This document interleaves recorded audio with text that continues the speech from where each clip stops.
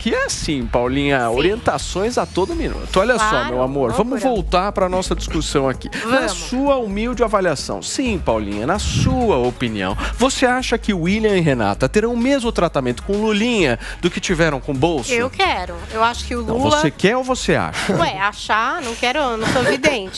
Poderia ser com essa roupa, mas não sou. Mas aí, acho que a gente tem que avaliar. Mas eu acho que depois que a gente tiver todas as entrevistas... é até mais justo da gente fazer uma análise, entendeu? Porque aí a gente tem ali... Galera. Eu lembro uma vez que o Morning Show fez entrevistas aqui com alguns candidatos que estavam saindo do Jornal da Manhã. E, assim, era muito engraçado, porque cada torcida de um reclamava do Morning num dia. Né? E ninguém assim olhava o todo e dizia, pô, eles foram irônicos.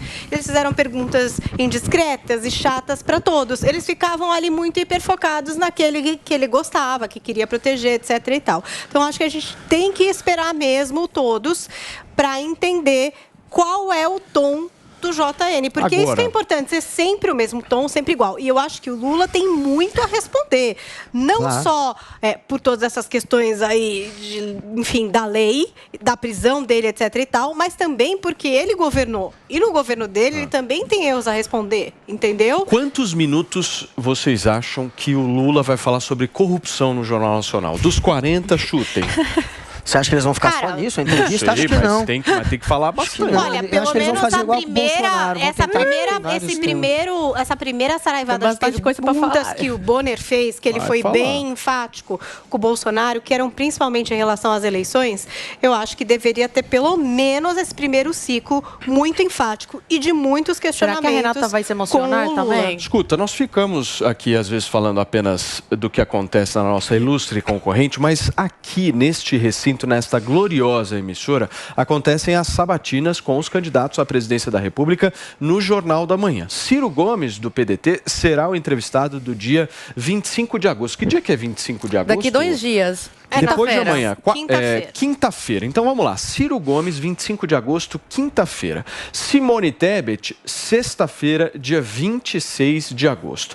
E Jair Bolsonaro será no dia 29 de agosto, que é numa segunda-feira. E Lula? Segunda-feira. O que aconteceu com Lula? E Lula seria amanhã, no dia 24 de agosto, mas declinou do convite. Foram convidados os candidatos mais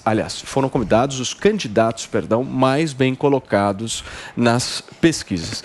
Eu vou ser sincero com vocês, eu gostei muito do Bolsonaro ter ido na Globo. Eu acho que isso tem uma representação democrática que é importante. E parece que ele confirmou também que vai em debate. E acho eu que gostaria, já confirmou o debate. Eu gostaria muito, mas muito mesmo, como espectador, assim, como um eleitor, eu queria muito que o Lula viesse aqui. Eu acho que o Lula tinha a obrigação de vir aqui. Obrigação. Tentar trazer ele pro Morning. Agora, é porque estranho, a Jovem Pan, querendo ou não, ela representa uma parcela da população. E isso merece respeito. O Guga ajuda ele. Merece respeito. Da mesma maneira como a Globo merece respeito, representa uma parcela da população. Cada um tem a sua visão de mundo. Ele viria no Morning pedindo que eu e o Paulo Figueiredo saíssemos da entrevista. Mas as sabatinas que a Jovem Pan está fazendo, ele não ia topar. eu vou te falar, mais democrático, não é, Paulinho? Mais democrático do que a Jovem Pan está fazendo, não tem na sabatina. Você tem lá gente de esquerda, gente de centro, gente de direita. Sim. Ou seja, não são apenas 3 pessoas que pensam iguais ali na sabatina. A Amanda, ela é de esquerda, mas ela respeita muito. Não faz sentido. Na sabatina com o Tarcísio, ela não foi igual a Renata, por exemplo, com o Bolsonaro ontem. Então, agora cabe a mim fazer um elogio para Amanda, viu?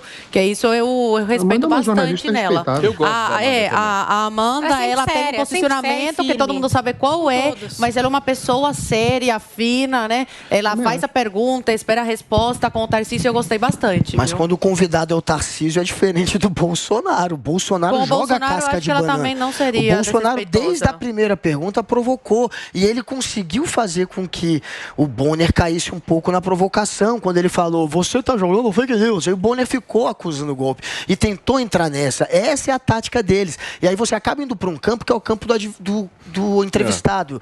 E aí você sai da sua zona de conforto. O Bolsonaro é muito...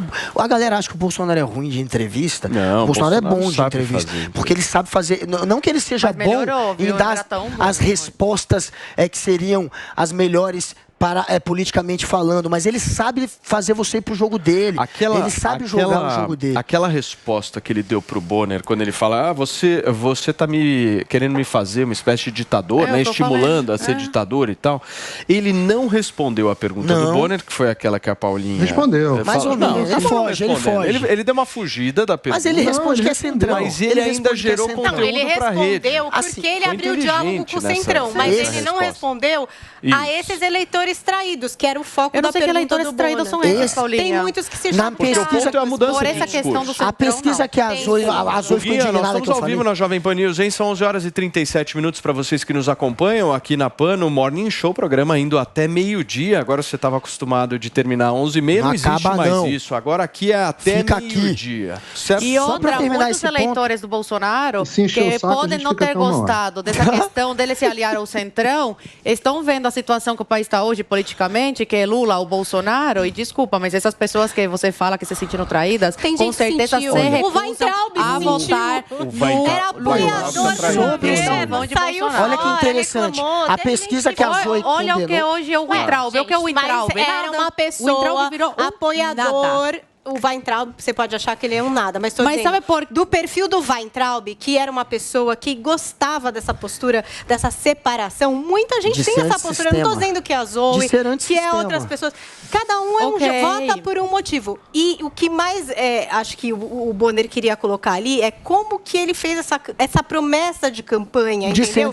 E para essa próxima campanha, não dá para prometer a mesma coisa. Então, como é que você fala com esse cara que ficou chateado? A pergunta era sobre isso, não era justifique porque você vai falar. Ele não respondeu isso.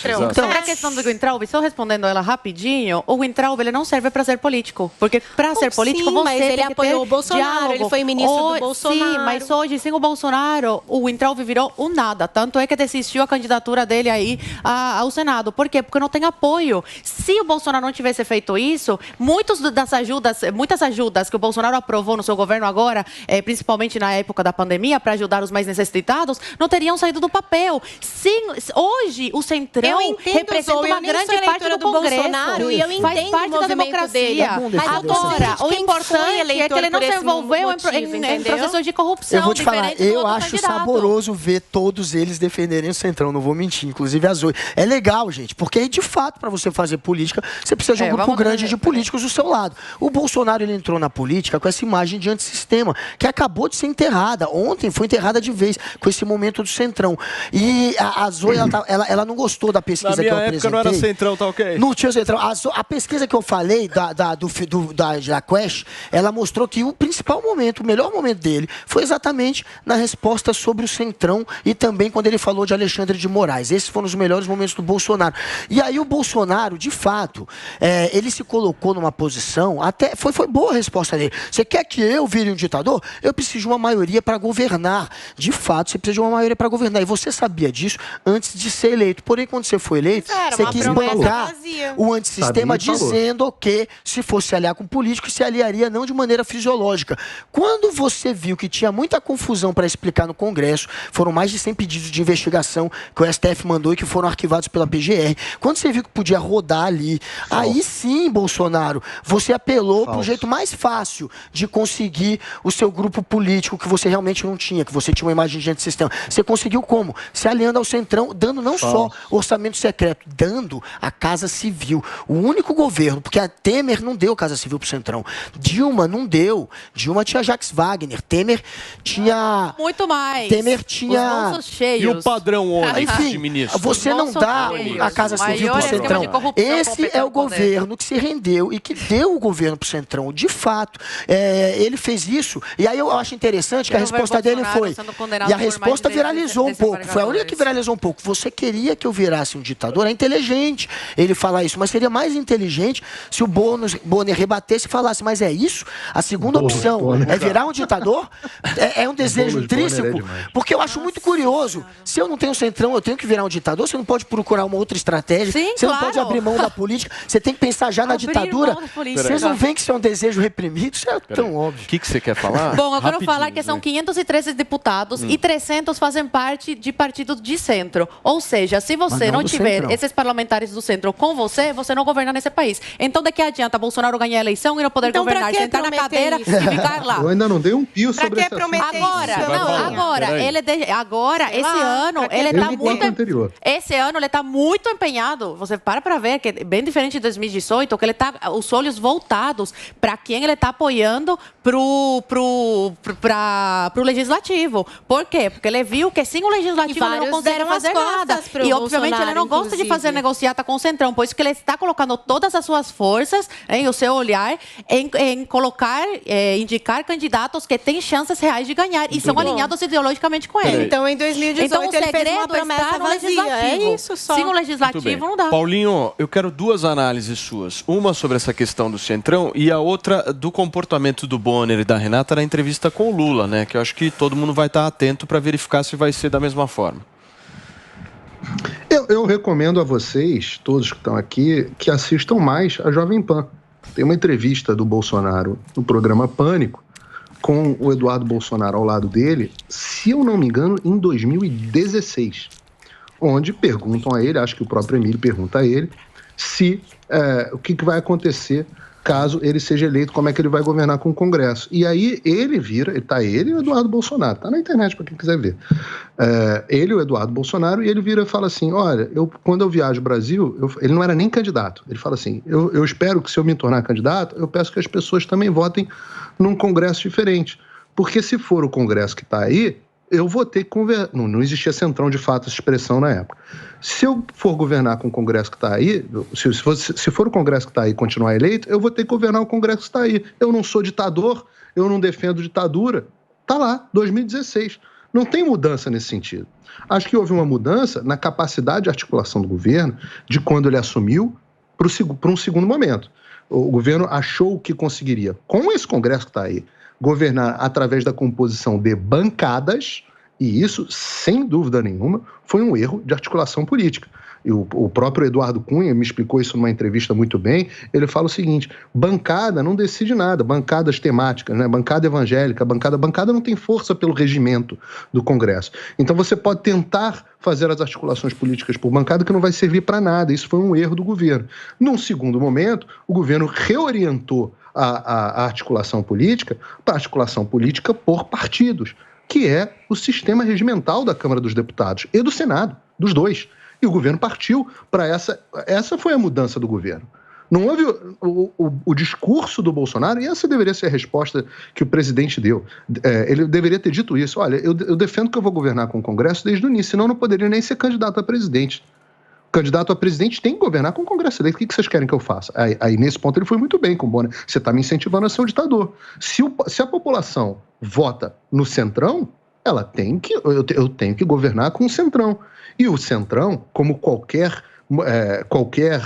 grupo dentro do presidencialismo de coalizão brasileiro, ele quer fazer parte do governo. Agora, há de convir. A forma como o Centrão participa do governo Bolsonaro é totalmente diferente da forma como o que não era Centrão, mas os partidos de apoio da base governista governavam no governo Lula, participavam do governo no governo Lula.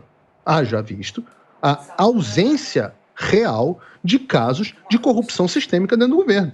O caso que você veja, o William Bonner e a Renata, o que eles tiveram para trazer de caso de corrupção foi o caso envolvendo o Milton Ribeiro, que já pelo visto já não envolve o Milton Ribeiro, onde tudo que começou acabou por falta de provas no minuto seguinte. A prisão foi revogada, a investigação tinha sido iniciada dentro do próprio governo, ou seja, se esfarelou, o argumento dele se esfarelou de uma vez só. Assim como esse argumento de que o Bolsonaro em algum momento falou. Agora, o general Heleno falou, se gritar pega Centrão não tem nenhum. Falou, claro que falou, tem que falar. Bolsonaro devia ter dito, o general Heleno falou naquele momento, e aquilo foi uma frase equivocada de quem não é parte da articulação política do governo. O general Heleno é do GSI, o general Heleno não faz parte da articulação do governo. E da posição do Bolsonaro, eu volto a dizer, revejam o Pânico de 2016. Qual foi a segunda pergunta que você me fez, Paulo? Perdão? Esqueci. Se vão pegar pesado com o Lula, se vão pegar como é que vai ser com o Lula? Como é que vai ser com o Lula? Acho. Eu quero saber se eles vão... E assim, quanto tempo eles vão falar de corrupção, né? Esse aí acho que vai ser um ponto interessante, porque são 40 minutos apenas. Vamos falar o quê? 10, 15 minutos, acho 20 que a primeira minutos? rodada eles não vão poder ficar só nisso. Tem coisa pra falar. Tem muita pergunta. Eles vão fazer igual com o Bolsonaro, eles vão tentar mudar o tempo inteiro. Tem uma pauta meio vasta. E esse talvez seja o erro. Tem muitos temas, talvez seja o erro. Quando o Lula falar que ele é a alma mais honesta do Brasil, essas coisas, vamos ver se vai ter interrupção, se o Bonner vai... Como assim? Tem que trazer os dados, né? Se ele o Lula e a Globo é tretado. Ô, Paulo, você acha, como é que você acha que vai ser a posição deles? Eu acho que quase ninguém aqui, esse é o primeiro ciclo de eleição que acompanha e cobre. E em todas, tradicionalmente, a entrevista do Jornal Nacional tem perguntas duras. Não há nada de inovador nisso. O Jornal Nacional fez perguntas duras para o Alckmin, para o Lula, fez perguntas duras para todos os candidatos, para o Haddad e para o Bolsonaro nas eleições passadas. Não é esse o problema. Você fazer perguntas duras e incômodas é do trabalho do jornalista, é do trabalho do entrevistador. O problema é o problema da entrevista de ontem não foram as perguntas duras. Foi o cinismo, foi a dissimulação bizonha, foram as caras e bocas, foi a quantidade de tempo que os entrevistadores falaram. Não exatamente as perguntas duras. Eu acho que haverá perguntas duras contra o Lula, como houve em todas as outras eleições. Não sei se haverá a mesma dissimulação, o mesmo cinismo. Não sei, eu volto a dizer, caricato, quase uma sátira de si mesmo. Isso eu não sei. Não sei, capaz de nós percebermos na entrevista do Lula, eles falarem tanto tempo de corrupção no governo Lula quanto falaram no Bolsonaro, como se o Lula não tivesse protagonizado com o seu partido o maior esquema de corrupção da história do planeta Terra e o Bolsonaro tivesse um caso de talvez pastores que talvez tenham feito alguma coisa com o Ministério da Educação. Talvez haja uma equivalência de tempo. Eu fico me perguntando quais serão os outros temas da discussão. Afinal, a grande marca do governo do PT é a corrupção. Essa é a grande marca para isso. O resto, se eles forem, o que eles vão falar? Vão falar como era boa a economia, agora a economia está no momento mais difícil? Agora, eu não sei. Vocês sabem que eu tava Tem tantas desse governo. Ligando ao Bolsonaro. Várias. Nenhuma coligação direta com o Bolsonaro. De rachadinha, de laranja, de diferente. tudo. Vocês vão ter... Aliás, vocês falam pra caramba aqui, a gente respeita vocês. Quando a gente fala, por favor, grato. Olha só, turma, eu acho o seguinte, quando a gente analisa uma questão de entrevista, ou uma entrevista qualquer que for, Paulinha, eu acho que a gente tem que partir da seguinte premissa. O que repercutiu mais? O entrevistador ou o entrevistado? Se o entrevistador está repercutindo mais do que o entrevistado, eu acho que tem alguma coisa errada aí nesse processo. E eu acho que é isso que está acontecendo nessa entrevista de ontem.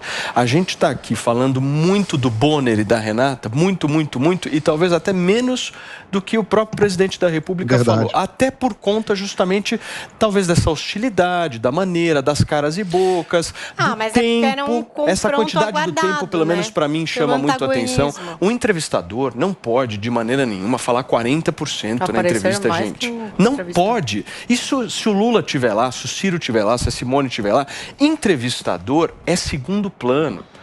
É o cara que está em segundo plano no momento. Não tem como a gente achar isso algo normal, entendeu? O entrevistador falou 40%, é assim mesmo que funciona. Não é. Entrevistador não pode ser protagonista.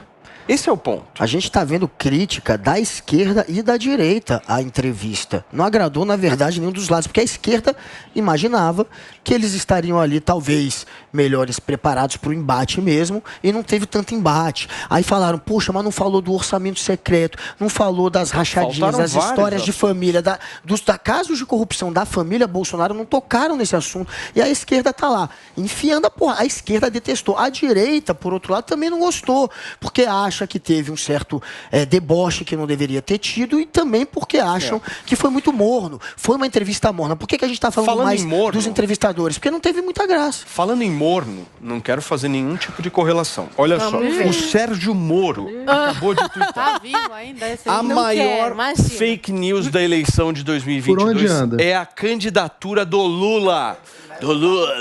Alguém condenado por corrupção e beneficiado por um erro judiciário não tem moral para ser candidato. Do nada hoje. É Bolsomoro no Paraná? É Bolsomoro. Olha, já aconteceu, mesmo? gente. Quem piscou primeiro? Ficou essa dúvida. Quem vai piscar primeiro? Todo mundo sabia que uma hora um dos dois ia piscar para um lado. Quem piscou primeiro foi o Moro. Moro piscou pro Bolsonaro. Bolsonaro ainda não piscou pro Moro, mas óbvio que se ele puder usar o Moro, talvez use. Agora o Moro precisa usar o Bolsonaro. O Bolsonaro não precisa usar o Moro, vamos ser honestos. Então o Moro piscou primeiro, porque ele precisa dos eleitores do Bolsonaro para ganhar a eleição para o Senado contra o Álvaro Dias. E aí, por incrível que pareça, apesar de ter ficado meses e meses na linha de frente brigando com o Bolsonaro, agora ele está ali. Isso mostra como ele não tem bandeira alguma, ele não tem convicção do que ele defende. Mas ele vai precisa. Para onde melhor para ele, exatamente, né? Tá isso queima o filme do Moro. Eu jantei com um casal de amigos meus, aliás, até um beijo, Thiago, Amandinha. Eles são lá do Paraná, eles são da cidade de Londrina.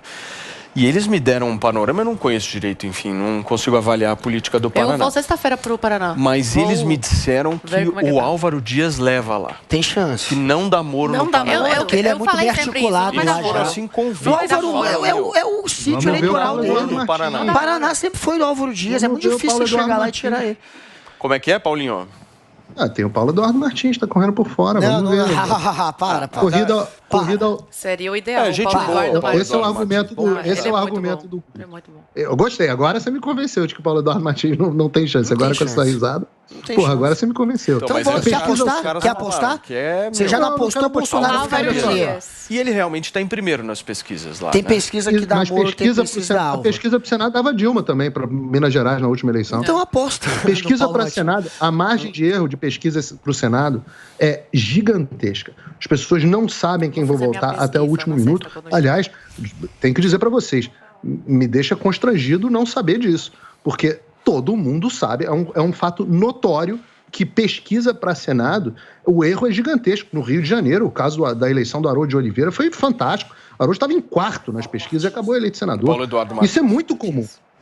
Eu acho que é deputado federal hoje, né, Paulo? Ele é deputado federal, é uma pessoa honrada, saiu da mídia, correta, ótimo comunicador e tem chance. Competente e tem chance, ué. Eu não vou dizer que ele não tem chance. É o favorito? Não é. Seria o ideal. Agora, escuta, não tem chance de pesquisa. Tem chance de cair um avião com o Álvaro Dias e com o Sérgio Moro e só sobreviver. De pesquisa. Ele como candidato. Agora, vamos só resgatar essa questão. Vai ganhar. Vamos só resgatar essa questão histórica do Sérgio Moro, porque assim, nós estamos falando de um ex-juiz da Operação Lava Jato, que comandou, protagonizou toda aquela operação, enfim, conseguiu justamente prender o Lula e tal. Aí ele vem para a política. Aí no que ele vem para a política, ele, só me lembrem, ele se filia ao Podemos, é isso? Podemos. Ao Podemos, exatamente. Não, calma, antes disso ele foi ministro... Não, perdão. Claro, tem toda a razão. Passou pela minha cabeça justamente isso. Foi ministro da Justiça do Bolsonaro, é convidado para ingressar na área pública, aí sai, briga com o Bolsonaro e tal, fica mais ou menos uns 6 meses nos Estados Unidos, acho que foi isso, né? Foi. Pega o avião, vai para os Estados Unidos, enfim, vai trabalhar lá e tal, volta, vou ser político, 2021. Aí se filia no Podemos, aí tem desentendimentos internos ali no Podemos, na última hora vai para o União Brasil. Cascatearam ele vai para o União Brasil. Vai para o União Brasil, do União Brasil quer ser candidato à presidência da República, estava querendo mesmo ser candidato, não conseguiu, aí virou candidato ao Senado. Imagina se ele perde agora. Acabou. Olha só, gente, nós estamos ao vivo aqui na Jovem Pan News e faltam só 5 minutos para o meio-dia. Muito bem, é só aquela passada. Nossa, uma passada assim por todo eu acho que é perigoso, sabia? Ele agora acenar para o Bolsonaro, porque quem é Moro no Paraná atualmente abomina o Bolsonaro, porque acreditam que o Bolsonaro acabou com a Lava Jato e tudo mais. Então eu não sei se é uma boa estratégia, porque ele já não tem o apoio do bolsonarista. Mas se ele perder também o apoio dos lavajatistas... Como é que é? Você criticar o Lula, porque esse é um dos principais ativos do Moro, né? Tipo, porque ele é o juiz lá emblemático, tudo bem, que agora caiu tudo por terra, mas ele era lá o juiz emblemático, então a principal bandeira dele não é um antipetismo. Bater no Lula é um aceno ao Bolsonaro obrigatoriamente? Só quero entender, porque eu acho que esse é o ativo do Moro. Qual é o outro ativo que ele pode apresentar? Mas você vê que ele não tem criticado. Ele falou assim, olha só, ele tá... É porque ele deu a entender que vai estar com o Bolsonaro. Eu queria ter